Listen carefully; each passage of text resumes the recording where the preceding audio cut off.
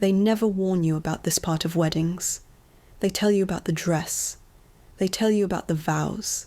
They tell you about the pictures that last forever.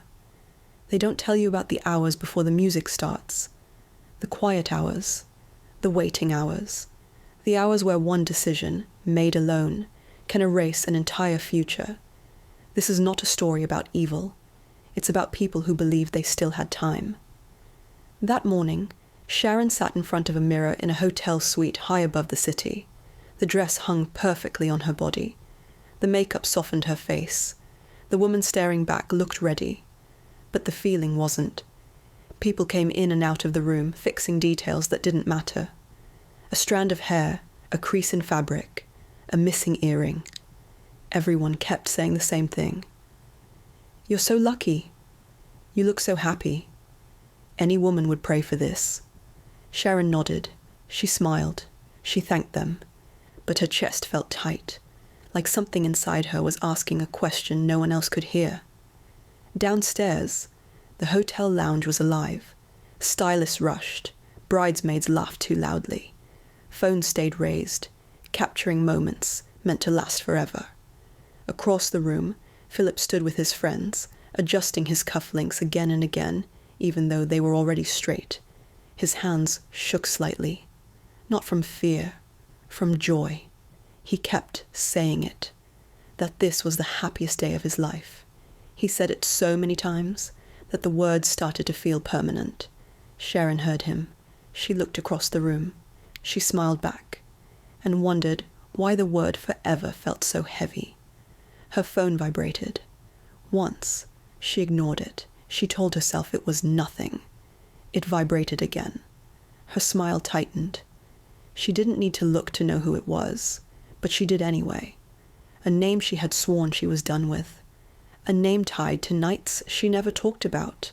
Her ex, the man who never promised her anything, but never truly disappeared either. Her thumb hovered above the screen. She remembered all the reasons she left him. She remembered all the reasons she missed him. She told herself one reply wouldn't change anything. Just a reply. Just closure. She stood and said she had forgotten something upstairs. She said she would be right back. Her voice sounded normal. Too normal. No one questioned it.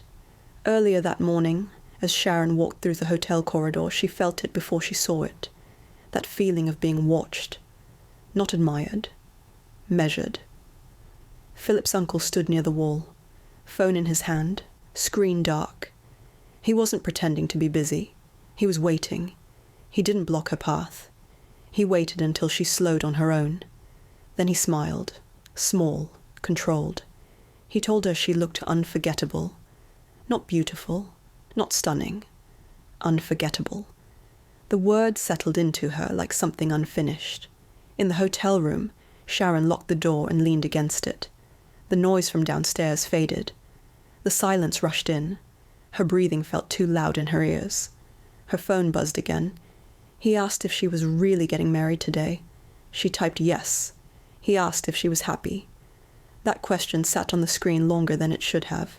She stared at it. She thought about Philip's smile, his trust, his certainty.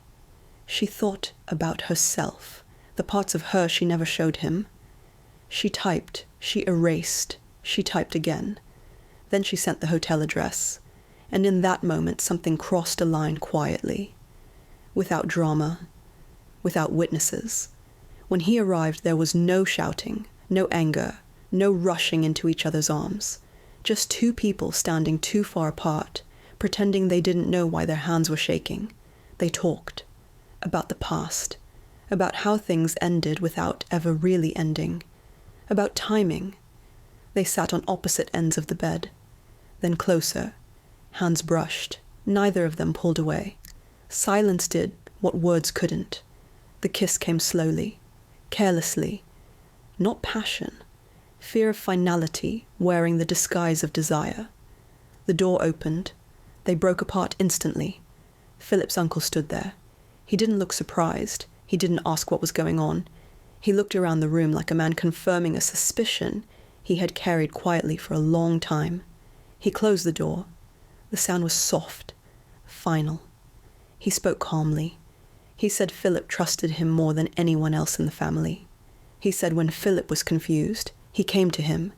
He said one sentence from him could end the wedding before the bride ever stepped outside.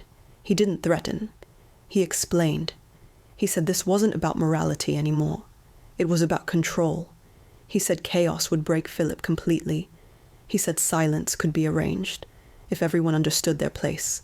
He stepped closer to Sharon, slowly, deliberately, giving her every chance to run. She didn't. She couldn't. And that hesitation was enough. At the church, joy thinned into confusion. The music replayed. People whispered. Minutes stretched. Philip felt it before anyone said a word. A pressure in his chest. A certainty that something was wrong.